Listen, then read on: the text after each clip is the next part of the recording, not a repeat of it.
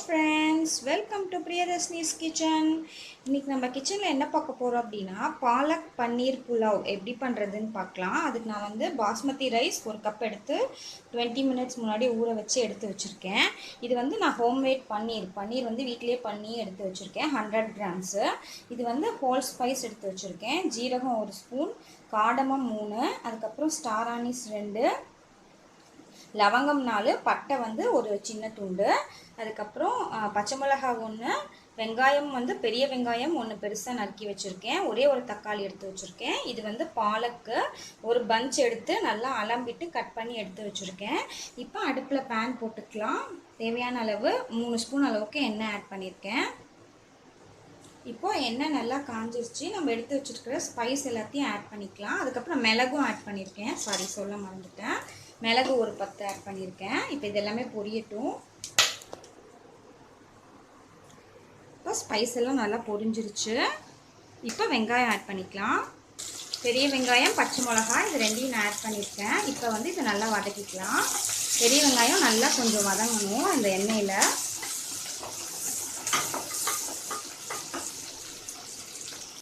இப்போ 1 ஸ்பூன் அளவுக்கு ginger garlic paste add பண்ணுறேன். அதை ஆட் பண்ணிக்கலாம்.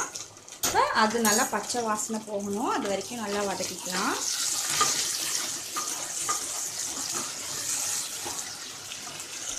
இப்போ வெங்காயம் நல்லா வதக்கிடுச்சு. இந்த எண்ணெயிலே நான் இந்த பன்னீர் போட்டுறேன். பன்னீர் போட்டு ஒரு வதக்கிக்கலாம். கொஞ்சம் ஃப்ரை ஆகட்டும், செமி ஃப்ரை மாதிரி.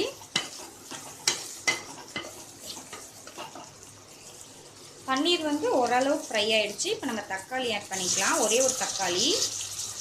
இப்போ இதை நல்லா வதக்கிக்கலாம்.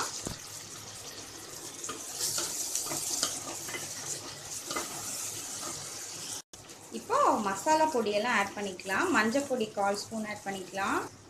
அடுத்து red chilli powder 1 teaspoon add பண்ணிக்கலாம். அடுத்து கோரியாண்டர் பவுடர் 1 டீஸ்பூன் ஆட் பண்ணிக்கலாம். அடுத்து பிரியாணி மசாலா 1 ஸ்பூன் ஆட் பண்ணிக்கலாம். இப்போ எல்லாத்தையும் வந்து நல்லா வதக்கிக்கலாம். இப்போ இது நம்ம வந்து பாலக்காய் வந்து ஆட் பண்ணிக்கலாம். நல்லா வதங்கிடுச்சு, பச்சை வாசனை போயிடுச்சு. இப்போ நம்ம எடுத்து வச்சிருக்கிற கீரையை வந்து ஆட் பண்ணிக்கலாம். இப்போ கீரையை வந்து ஆட் பண்ணியாச்சு. கீரை வந்து இப்போ நல்லா வதங்கணும், அது வரைக்கும் இதை வந்து நல்லா வதக்கிக்கலாம். அது வரைக்கும் தண்ணி ஆட் பண்ணிடாதீங்க. கீரை வந்து ஃபஸ்ட்டு நல்லா வதங்கட்டும், வதங்கி சுருங்கும், அதுக்கப்புறம் தண்ணி ஆட் பண்ணலாம். பாருங்கள், நம்ம கீரை வந்து நல்லா வதங்கிருச்சு. இப்போ நம்ம வந்து தண்ணி ஆட் பண்ணிக்கலாம். 1 கப் பாஸ்மதி ரைஸ்க்கு 2 கப் தண்ணி ஆட் பண்ணுறேன். இப்போது நான் 2 கப் தண்ணி ஆட் பண்ணிட்டேன். இப்போ உப்பு வந்து ஆட் பண்ணிக்கலாம். நம்ம ரைஸ்க்கு தேவையான அளவு கல்லுப்பு ஆட் பண்ணுறேன். இப்போ மிக்ஸ் கொடுத்துக்கோங்க. தண்ணி வந்து நல்லா பாயில் ஆனோடனே நம்ம அரிசி ஆட் பண்ணிக்கலாம்.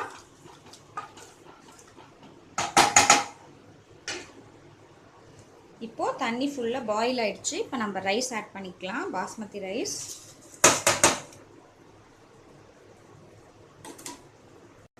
இப்போ ரைஸை வந்து நல்லா உடச்சி விடாமல் மிக்ஸ் பண்ணி விடுங்க. அப்போ தான் நம்ம புலாவ் வந்து நல்லா நீட்டமாக வரும். இப்போ நல்லா மிக்ஸ் கொடுத்தாச்சு. இப்போ நம்ம லிட்டை வந்து மூடிடலாம். இப்போ குக்கரை மூடி மீடியம் ஃப்ளேமில் வச்சுருங்க. வச்சுட்டு 2 விசில் வந்து வரட்டும். 2 விசில் வந்ததுக்கப்புறம் பார்க்கலாம். இப்போ நான் விசில் ஆட் பண்ணிடுறேன். 2 விசில் வரட்டும். இப்போ 1/2 an hour போல் ஆயிடுச்சு. நம்மளோட ப்ரெஷர் நல்லா ரிலீஸ் ஆயிடுச்சு. இப்போ ஓப்பன் பண்ணி பார்க்கலாம். நம்மளோட சூப்பரான புலாவ் வந்து ரெடி ஆயிடுச்சு ஃப்ரெண்ட்ஸ். பாருங்கள் எவ்வளோ நல்லா வந்திருக்கு. பாலக் பன்னீர் புலாவ். இதை நல்லா மிக்ஸ் பண்ணிக்கலாம். இதை நீங்கள் உங்கள் வீட்டில் ட்ரை பண்ணி பாருங்கள். பார்த்துட்டு உங்களோட கமெண்ட்ஸை என் கூட ஷேர் பண்ணுங்கள். தேங்க்யூ.